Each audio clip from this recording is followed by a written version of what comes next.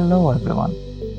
So this time I'm back with a proper unboxing and repainting video, and this was the Endeavor from Ichiban Kuji, the latest release, and I think I had teased it in my community posts and my previous video as well, but it was taking a little longer than expected. So yeah, the video is a little late. I was expecting to release it last week, but since I wasn't able to complete it, so here we are 1 week later.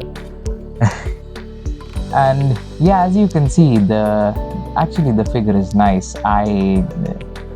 Not many Endeavor figures are that good, and honestly, like, I haven't really bought any other figure other than the Ichiban Kuji, the big one, which was like 30 centimeters, yeah, something like that. And then this is the second one. So yeah, I like the dynamic pose and the effect of the fire, so that's why I decided to go for this one. And yeah, as you can see, straight, like right out of the gates, I first sprayed the figure, basically applied a light base coat. Actually, it was more on the fire parts since they are kind of translucent, so just to have a layer to paint on, because translucent parts are a little difficult to color. So yeah, you go with the base coat and then finally airbrush it. And after airbrushing, I went in with the brush with light yellow and added some brighter effects just to give it a little more brightness than what there was originally, because I go with the airbrush, I generally start with yellow and then add a layer of orange and finally a layer of brown, so which makes it a little dark. So adding some light yellow and even white, as you'll see in the end, gives it a brighter look, and it brings out that fire effect.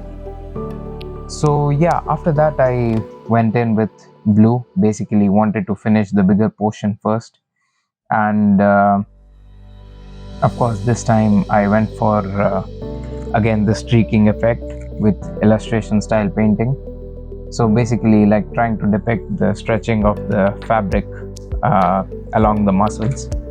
And yeah, actually I kind of enjoy painting it that way. It's a nice style, especially for fabrics like this. So basically I would use it to paint All Might and Endeavor and maybe a few other figures, I'm not sure, but it depends on a case-to-case basis.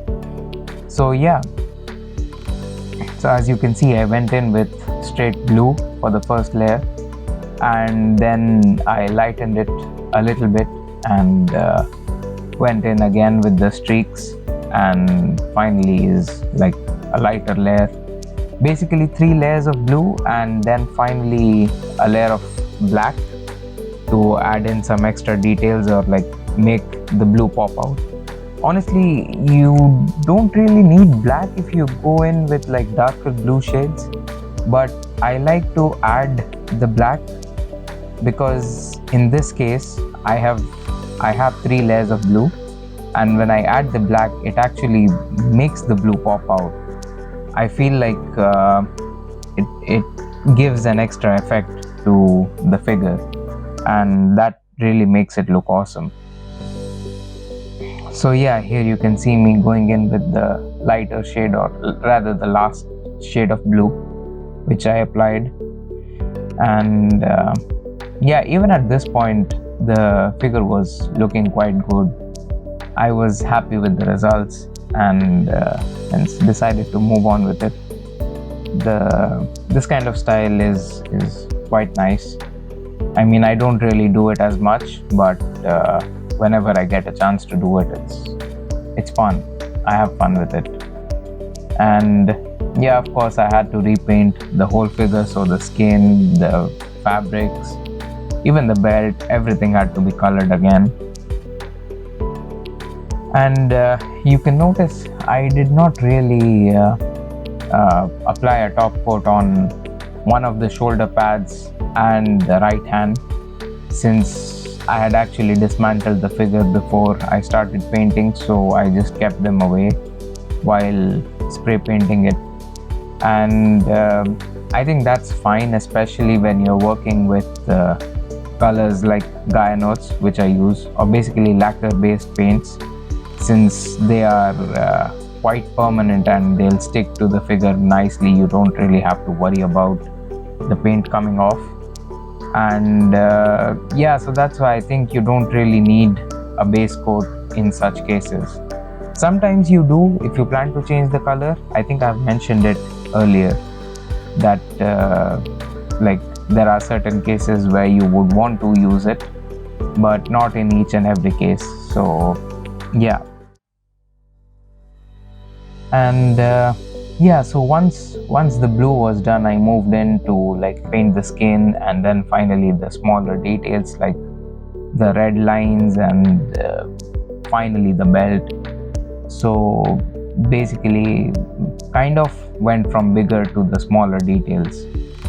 And sometimes it can get tiring. You don't really have to necessarily do that, but I kind of do that because when I go from the bigger parts to the smaller parts, I have more room for error.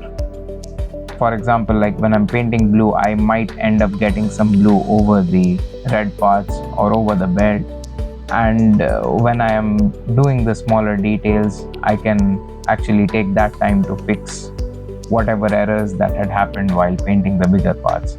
Whereas it worries me that if I go in for the smaller parts first, I might end up making the same error when I'm painting the bigger parts, and then like I'll have to go over with the paints or basically recreate the whole shade just to correct a mistake.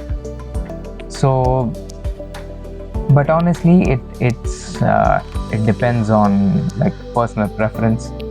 If you want to go for the smaller parts first, it's totally up to you. Depends on how you want to do it. But I have to say that sometimes it gets tiring. So towards the end, when you have to do the smaller parts, you actually like get tired and impatient. At least that's what happens to me. So if you can keep your patience and do it, that's amazing, and you will end up with like really good results.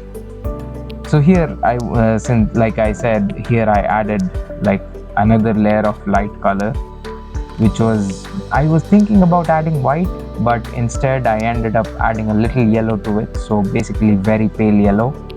And yeah, honestly the result looks great. I was thinking about like making it as bright as possible, so like have a really good burning effect, which like it actually creates an amazing contrast once you add in the black. Like once you add the detailings, it really creates this great contrast which brings the figure together. I mean, as you can see now, like once the figure has been completed, your attention is directly drawn to the whole thing, and the blue is contrasting the fire nicely. So it looks like a complete figure. It has a dynamic pose, and it has like really good sculpting and details. So yeah, honestly I think this makes the figure more complete. So yeah, that was that's it for today. I hope you enjoyed, and if you did, leave a like, drop a comment if you have any questions, and I'll see you again with the next video. So yeah, thank you and have a nice day.